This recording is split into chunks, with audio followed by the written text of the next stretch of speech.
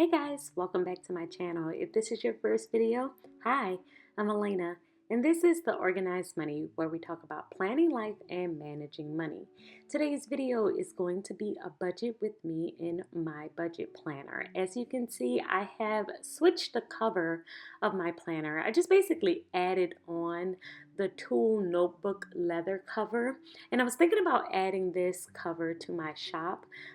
For anyone who does purchase the budget planner and may want to get this cover because it fits perfectly and it's a nice sleek look added on to the planner. So if you do like this cover, let me know in the comments. I can look into seeing if I can find it in bulk and adding it into the shop. So today we are going to do a budget with me. We are looking at the third week of January. It's the week in orange here. And I don't have many bills going on in this week, so we will be doing a credit card payment this week, pretty large one, probably like $500. So before we get started, I do want to update my numbers. So for our savings, our emergency fund, we did add $50 in the second week. So that brings up the balance to $5,050.16.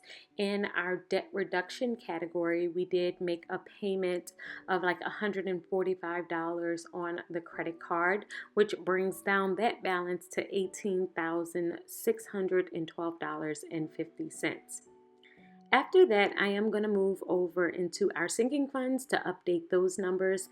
I did make a deposit on my daughter's birthday party, which is coming up on the 31st of January. So I took out $100 out of the account for the deposit, and I am going to add back some money into our sinking funds this week because we do need to take care of a bunch of her party supplies. I'm going to see if I can cash flow it. I might be able to take it out of the budget this week instead of taking it out of sinking funds, since we don't have a lot in sinking funds right now, but we'll see.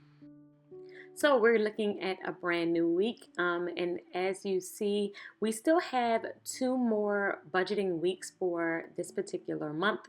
So I'm going to pull another weekly budget sheet out of the very back of my planner. This planner comes with some extra budgeting sheets just in case you need some. I believe you get like 4 or 5 with your planner. So if you do decide to purchase this planner from my shop, you are able to have some additional sheets at the back of the planner. The other thing that I was thinking about doing is adding the expense tracker as something that comes with the planner automatically instead of something that you have to add on. Y'all let me know in the comments below if that's something that you're interested in. I have realized in doing my budgets over the past 2 weeks that I really do enjoy having the expense tracker there, and I really like being able to keep track of my bank balance in the expense tracker, which I'm going to show you how I do that. But if y'all like this system, like this method, and you want the expense tracker to come automatically, just let me know in the comments and we can talk about it. So the first thing that I'm doing here is I'm adding our income. This week we are expecting a check of $2,500. And the first thing that I do, is our tithe, and it's going to be $250, which is 10% of our gross income. We take out 10% for tithes. The next thing that we do is our offering amount, which also comes out. It's like one of the first things that we do. It just is what we believe, and it's going to be $65 this week. Our sinking funds is going to be next, and I am adding in $185 for sinking funds this week because, once again, I'm trying to, store up our sinking funds and kind of get it back on track. We're kind of low in that area right now because of Christmas. The IRS payment, we have to pay taxes out of pocket.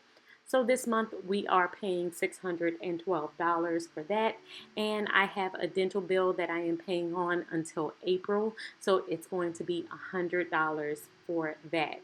The next thing is called Mentorly. It's a subscription that I have for my social media, and that is $40 every single month, so that's going to be coming out automatically this week. And we also have to pay for our life insurance, which is $174.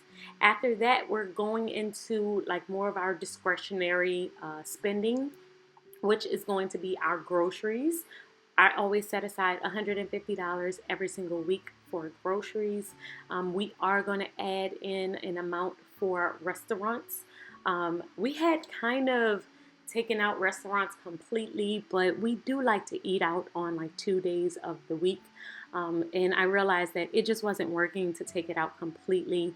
So we're going to add in $100 for restaurant expenses this week, and we'll probably only eat out like on Sundays and maybe one day during the week when we just really don't feel like cooking. For our credit card, this is the week when I try and do a large payment on our debt reduction just for our overall goals, and that is going to be $500.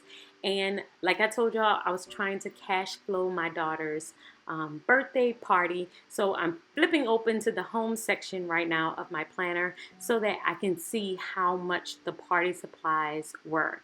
And I see I have $138 here. So I'm going to add that into my budget and see if we can cash flow that instead of taking it out of our sinking funds.